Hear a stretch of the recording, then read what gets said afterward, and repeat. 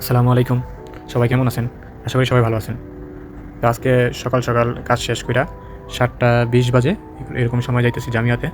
তো মামা বলতেছে যে জামিয়া যাইতে হইব যেহেতু আমার কাজ রাতের বেলা, রাতের কাজ শেষ। সকালে মানে শেষ হয়ে যায়। সকাল ৭:০০ দিকে শেষ হয়ে যায়। তো মামা বলতেছে তো কাজ শেষ করে একটু জামিয়া যাইতে হইব। রান্না করার মতো তেমন কিছু নাই। তো বললাম ঠিক আছে, কী লাগবে বলো আমি যাইতেছি। পরে আমি একা যাইতেছিলাম। মামা আবার কাজে লেগে গেছে। তো আমি যেখানে থাকি তার খুব কাছেই একটা জামিয়া। এটা হচ্ছে ফানাতিস। তো সকাল সকাল হইলেও অনেক রোদ ছিল। আর কুয়েতে বর্তমানে যে রোদের পাওয়ার কীরকম সেটা তো আপনারা সবাই জানেন যারা কুয়েতে আছেন। শুধু কুয়েতে না, শুনতেছি সারা বিশ্বেই এবার গরম একটু বেশি সব জায়গায়। তো দেখেন কি একটা অবস্থা রোদে, সকালবেলাও রোদে মানে দুর্বল বানিয়ে লাইতেছে। তো একা একা জামিয়াতে যাব ভালো লাগে না একা একা যাইতে, যদিও কাছে। তো আগে যখন সুবাল আহমেদ ছিলাম তখন জামিয়াতে এরকমই হাইটে যাইতাম, ওইটাও বেশি দূরে ছিল না। তো 10-15 মিনিট লাগতো হয়তো হাইটে যাইতে। তখন সাথে ছিল হৃদয় মামা।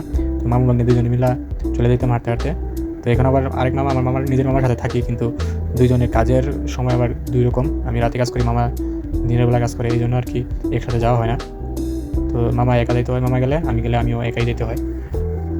তো এই জন্য একাই যাবো। তো সকাল সকাল চলে যাই, যেহেতু গরম অনেক বেশি, এই জন্য সকালবেলায় রওনা দিছি।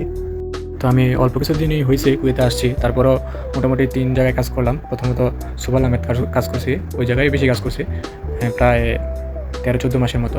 পরবর্তীতে মতলা কাজ করছি 3 মাস, এক মাসের উপর 1.5 মাস বসে ছিলাম। তো 4.5 মাস ছিলাম মতলার এদিকে। এখন কাজ করতেছি 2 মাস যাবৎ এই ফানাতিসে। তো তো এই 3-4 জায়গায় যাই কাজ করছি, কিন্তু সুবাল আহমেদে যে সময়টা কাটাইছি মোটামুটি অনেক ভালো সময় কাটাইছি ওই জায়গায় কাজ করেও ভালো ছিল, মানে ওইরকম কোনো কাজ ছিল না, মোটামুটি অনেক হাইয়ে ছিলাম।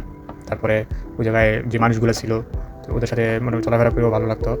তারপরে জামিয়া মসজিদ মোটামুটি সব কিছু কাছাকাছি ছিল, খুব ভালো লাগতো ওই সময়।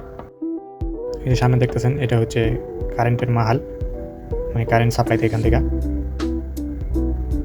আমরা যেখানে থাকি এটা ফানাতিস ব্লক নাম্বার 1, 30 নম্বর রোডের একদম পাশে।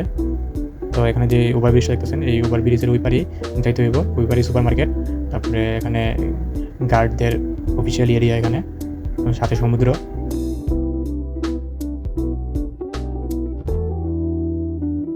মেইন রোডের কাছাকাছি চলে আসছি, এখন যাইতে হবে এই ওভার ব্রিজ দিয়া।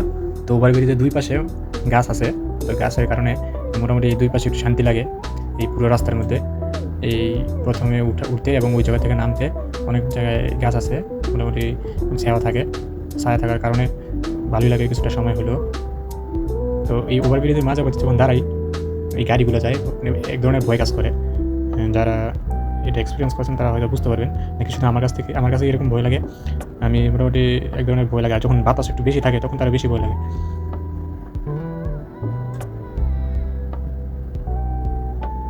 এখান থেকে বাসে উঠলে মোটামুটি ফাহিল যাইতে বেশিক্ষণ লাগে না, মনে হয় যে রূপা দিনও ভাড়া লাগে এখান থেকে যাইতে।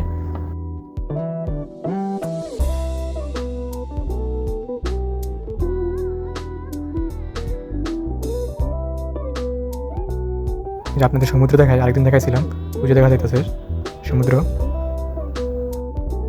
তো এর আশেপাশে যা দেখতেছেন এগুলো সব কুয়েত পুলিশ গার্ডের এই অফিসিয়াল এগুলো। এখানে জামিয়া আছে, তারপরে রেস্টুরেন্ট আছে, তারপরে খেলার জন্য জায়গা আছে, মোটামুটি রেসিডেন্সিয়াল এরিয়া বলা যায় আর কি। তো সময় হয় না ঘুরতে যাওয়ার জন্য ওইদিকে সমুদ্রের পাড়ে।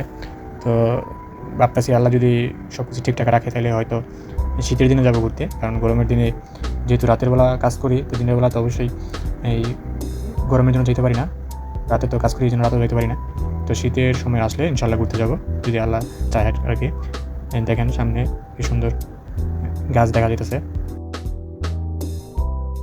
এই যে জায়গার কথা বলতেছিলাম আপনাদের, ব্রিজের দুই পাশে গাছের জন্য মোটামুটি ভালো ছায়া থাকে, এই ছায়ার জন্য অনেক শান্তি লাগে আর কি। তো আমি মোটামুটি কাছাকাছি চলে আসছি জামিয়ার।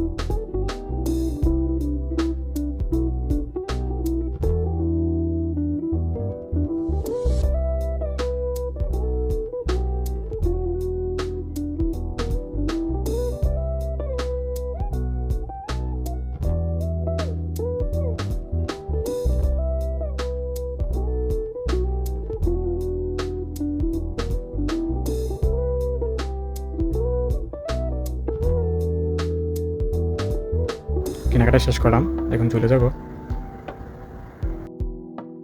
আশা করছি দেখেন ওইটা হলো জামিয়া। তারপরে এই রাস্তা দিয়ে আসলাম, এটা হচ্ছে আমি যা কিনলাম তা নিয়ে আসছি এখানে। তো আমার যাইতে হইব ওইখানে দেখা যাইতেছে খেজুর গাছ, ওইটাই আমার গন্তব্য। তো ওইখানে যাইতে হইব। এখানে যেহেতু সেবা আছে তাই একটু জিরাইতেছি, গরমটা অনেক বেশি লাগতেছে এই জন্য আর কি কষ্ট হইতেছে। সকাল সকাল কিছু খাওয়া দাওয়া করে নাই, শরীর দুর্বল ছিল, এই জন্য এখানে একটু রেস্ট নিতেছি। তো সবাই ভালো থাকবেন, আমাদের জন্য দোয়া করবেন, সারা পৃথিবীর মানুষের জন্য দোয়া করবেন, সবাই যাতে ভালো থাকে। আসসালামু আলাইকুম।